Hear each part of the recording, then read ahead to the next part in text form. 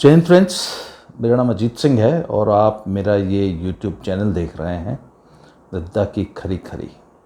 बहुत लंबे अरसे के बाद भारतीय हॉकी के लिए एक बहुत अच्छी, बहुत खुश कर देने वाली खबर आई कि हमारी विमेंस और मेंस दोनों हॉकी टीम्स ने ओलंपिक्स में बेहद शानदार प्रदर्शन करते हुए सेमीफाइनल में प्रवेश किया है। और it's really a very very big achievement और हमें आशा है कि ये टीम, हमारी दोनों ये हॉकी टीम्स जो हैं, लड़कियां भी और लड़के भी, ये ओलंपिक में गोल्ड मेडल लेके आएंगे और हम विश करते हैं। पर इस खबर के साथ ही एक बहुत ही ज़ुबान का स्वाद कड़वा कर देने वाली एक पॉलिटिक्स भी शुरू हो गई साथ साथ में। और हमें पंजाब के जो चीफ मिनिस्टर हैं अमरिंदर सिंह जी, उनसे ये ऐसी आशा नहीं थी कि मैं उनको बहुत बड़ा राष्ट्रवादी मानता हूँ, और पर इधर पिछले दिनों में उनका व्यवहार जो है वो बहुत ही छिछला हो गया है। और अभी जब इंडियन हॉकी टीम ने इतनी शानदार उपलब्धि जब की तो उन्होंने एक ट्वीट किया, तो सबसे पहले तो उस ट्वीट में उन्होंने कहा कि सब congratulations Manpreet Singh and company.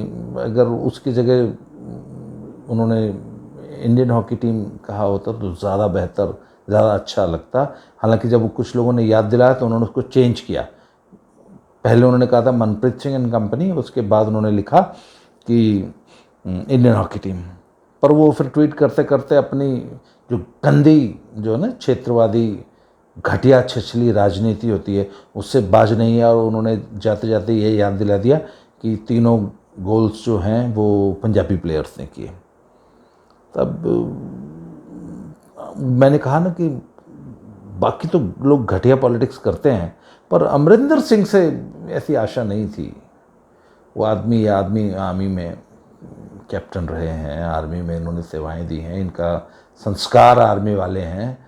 पर एक आर्मी मैन, एक एक्स आर्मी मैन से इस प्रकार का घटिया ट्वीट, इसकी हमें आशा नहीं थी। तब जब आप इंडिया की जर्सी पहन लेते हैं तो आप इंडिया के प्लेयर होते हैं, वहाँ आप पंजाब को रिप्रेजेंट नहीं कर रहे हैं, आप इंडिया को रिप्रेजेंट कर रहे हैं। और hockey is a team game. एक व्यक्ति स्कोर नहीं करता, एक टीम स्कोर करती है। वहाँ तक बॉल पहुँचाने में पूरी टीम के एफर्ट्स लगते हैं, तब जाके एक गोल होता है।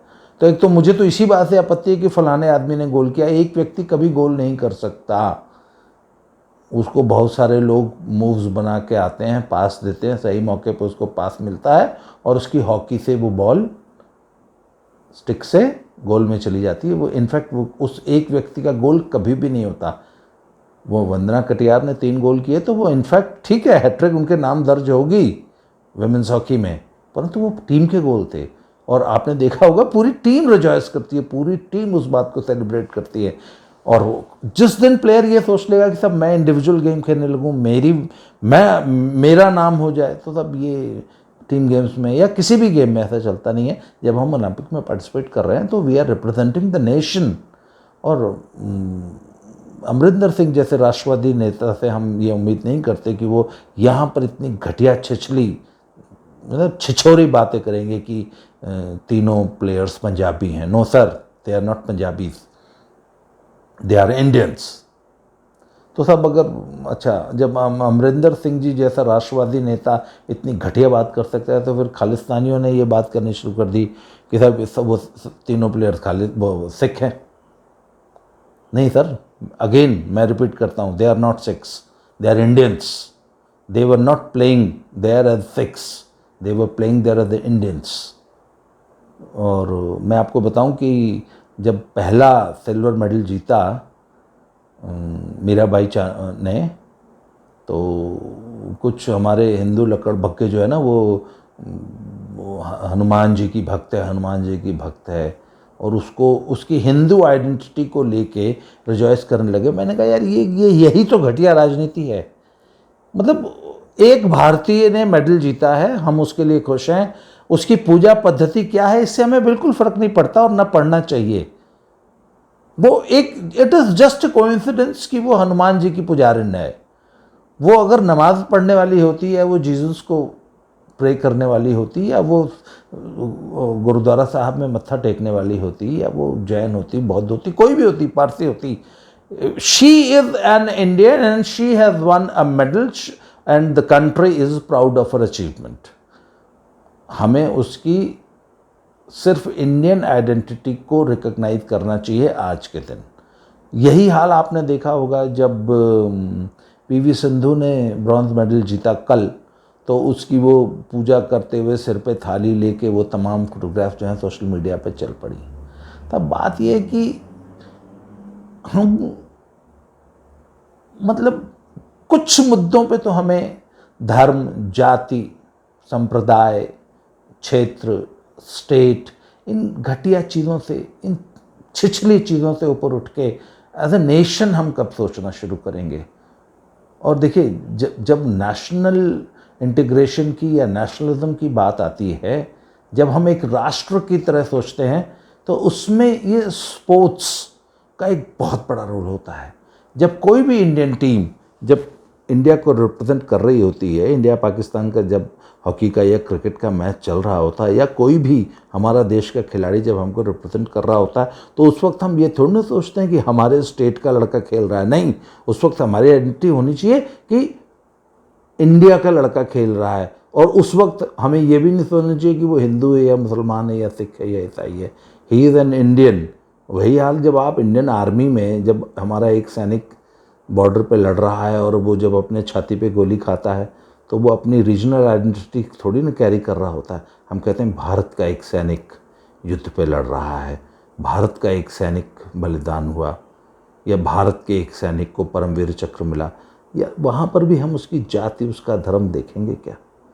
अब साहब, ओलंपिक्स में बहुत सारे लोग, अभी पिछले दिनों मैं एक आर्टिकल पढ़ रहा था, तो उसमें उन्होंने कहा कि साहब ओलंपिक्स में जो लोग खेलने गए हैं उसमें से इतने हरियाणा के हैं, और जो लोग हरियाणा से गए हैं उसमें इतने इतने ये इतने लोग, गिनती करके वो बता रहे थे कि साहब जाट हैं। मैंने कहा, आप लोग, पहले बात तो इन लोगों को पता कैसे चल जाता है कि कोई आदमी जाट है या गुजर है या एयर है या राजपूत है? मैंने कहा, यार ही किसने बोल दिया he is Jat? He is just, जो आदमी ओलंपिक में रिप्रेजेंट करने गया है वो इंडियन है, वो जाट नहीं है। उसी तरह साहब एक अखबार है मातृभूमि करके, उसने एक हेडलाइन लगाई है कि द मलयाली प्लेयर श्रीजेश जो हमारी इंडियन हॉकी टीम के जो गोलकीपर हैं, उनकी परफॉर्मेंस इस ओलंपिक्स में बेहद शानदार रही है और उन्होंने बहुत शानदार गोल्स बचाए हैं इंडिया के लिए। तो उनकी तारीफ़ करते हुए एक अखबार लिखता है कि मलयाली प्लेयर, मतलब फिर वही बात है कि उसकी मलयाली आइडेंटिटी को बताना पूरे देश को, आखिर क्या ज़रूरत है? हम श्रीजेश, क्या यही बात पर्याप्त नहीं है कि श्रीजेश एक हिंदुस्तानी है और वो इतना शानदार प्रदर्शन करना है? मेरा तो कभी ध्यान भी नहीं गया कि श्रीजेश किस स्टेट का है, या गुरजंट सिंह किस स्टेट का है, या मनप्रीत किस स्टेट का है, या दिलप्रीत किस स्टेट का है। इससे क्या फ़र्क पड़ता है? अखबार में लिखा था कि वंदना कटारिया जो है वो हरिद्वार में पैदा हुई हैं और यूपी की रहने वाली हैं। इससे क्या फ़र्क पड़ता है? वो चाहे जहाँ की रहने वाली हो। लोग बताते हैं कि मणिपुर के बच्चे जो हैं they are doing very well in Olympics. तब वो मणिपुर स्टेट में जब जाएंगे तब उनका वहाँ स्वागत होगा, तो हम देख लेंगे। अभी फ़िलहाल हम इतना जानते हैं कि हिंदुस्तान का एक बच्चा टोक्यो में गया और उसने वहाँ एक बेहद शानदार प्रदर्शन किया। I think this is the time when we should rise together as a nation, और हम ये छोटी छोटी जो गंदी घटिया हमारी जो पॉलिटिक्स है ना, टुच्ची पॉलिटिक्स, जाति की, धर्म की, संप्रदाय की, इसको आई थिंक हमें उठ के इनसे ऊपर उठ जाना चाहिए। और अमरिंदर सिंह जी के इस ट्वीट की मैं कड़ी निंदा करता हूँ, और I think this is the time कि उनको whole of the country should celebrate this victory. और हमारी ये आशा है कि हम ये ऐसी शुभकामनाएं देते हैं कि ये टीम ओलंपिक के फाइनल में पहुंचेगी और फाइनल में पहुंच के भी गोल्ड जीत के आएगी, ऐसी हमारी शुभकामना है। आज के लिए इतना ही। बहुत बहुत धन्यवाद। बहुत जल्दी फिर से मिलते हैं। मैं ओलंपिक पे इसी तरह आपको अपडेट देता रहूँगा। अगली मेरा एक वीडियो मैं बनाने जा रहा हूँ। कई मित्रों ने प्रश्न पूछा है कि ओलंपिक में भारत के इतने कम पदक क्यों आते हैं और बहुत छोटे छोटे कंट्रीज इतना अच्छा परफॉर्म कैसे करते हैं। तो इस विषय को हम अगले वीडियो में देखेंगे, इस पर बात करेंगे। आज के लिए इतना ही। Thank you very much.